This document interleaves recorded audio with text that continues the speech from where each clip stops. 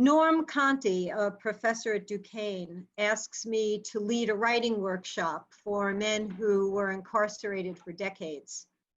They want to write a book about getting out of prison, what it's been like to re-enter society. They're hoping their stories will help incarcerated men and women who are being released with no plan in place, particularly during the pandemic. We started in April.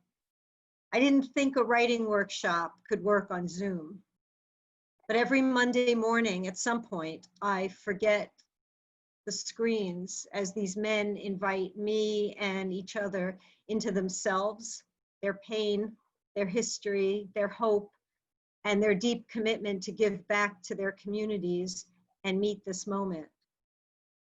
I am learning so much.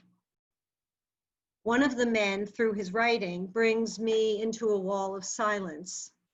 I'm working on Foster's piece, and I'm at the part where he's describing filling out an application for a job or a place to live, and how he has to account for that gap, for where he was all that time when he was locked up, where he lived all those years before this.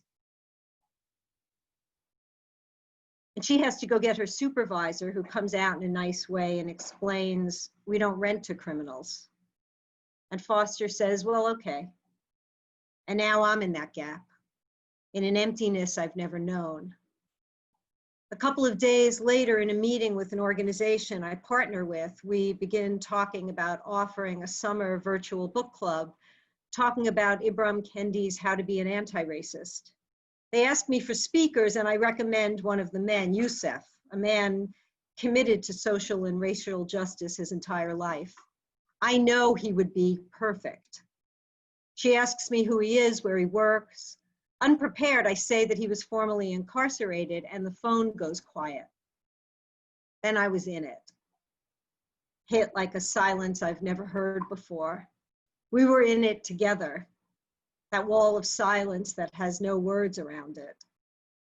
They didn't even need to say that this man is not in the world of resumes, so he can't be the expert we need.